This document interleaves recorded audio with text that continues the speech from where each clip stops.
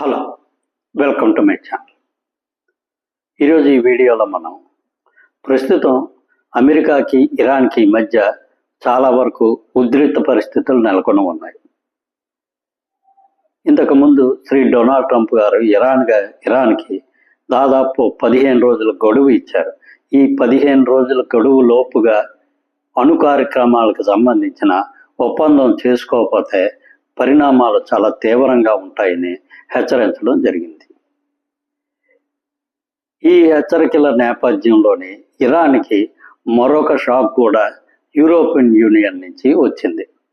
అసలు యూరోపియన్ యూనియన్కి ఇరాన్కి సంబంధం ఏంటి, అసలు ఆ షాక్ అనేది ఏమిటి అనే దాని గురించి మనం ఈ వీడియోలో తెలుసుకుందాం. ఇక ఇంతకుముందు ఈ ఛానల్ సబ్స్క్రైబ్ చేసుకోకపోతే ప్లీజ్ ఈ ఛానల్ సబ్స్క్రైబ్ చేసుకోండి. ఇక విషయంలోకి వెళ్తే యూరోపియన్ యూనియన్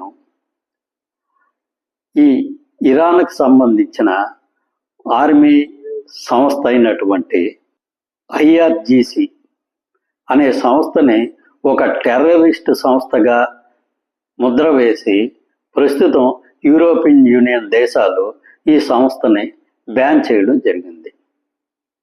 ఇట్లా బ్యాన్ చేయడం వల్ల ఈ యూరోపియన్ కంట్రీస్లోని ఎక్కడైనా సరే ఈ IRGC సంస్థకి నిధులు కానీ బ్యాంకుల్లో కానీ ఉంటే ఆ నిధులన్నిటినీ యూరోపియన్ యూనియన్ దేశాలు స్తంభింపజేస్తాయి. అదేవిధంగా యూరోపియన్ దేశాల నుంచి ఈ సంస్థకి ఏ విధంగానూ నిధులు వెళ్లకుండా అడ్డుకుంటాం కూడా జరుగుతుంది.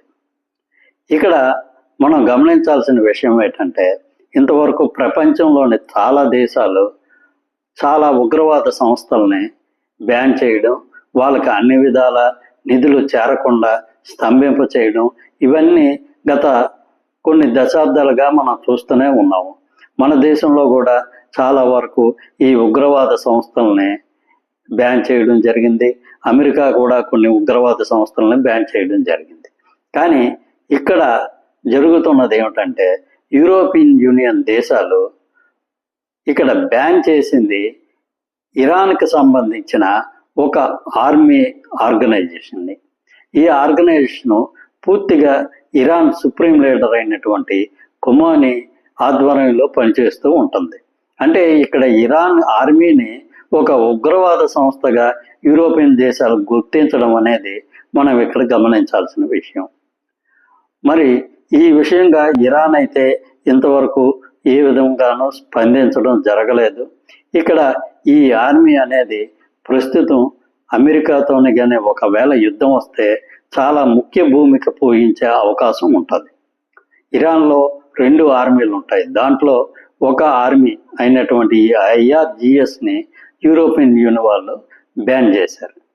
మరి భవిష్యత్తులో ఈ బ్యాన్ని కంటిన్యూ చేస్తారా, లేదంటే కొన్ని షరతులతో ఈ బ్యాన్కి కొంతవరకు సాంత్వన చేకూరుస్తారా అనేది మనకి భవిష్యత్తులో తెలుస్తుంది. Thank you. ఈ వీడియో నచ్చినట్లయితే ఈ ఛానల్ సబ్స్క్రైబ్ చేసుకోండి. Thank you very much.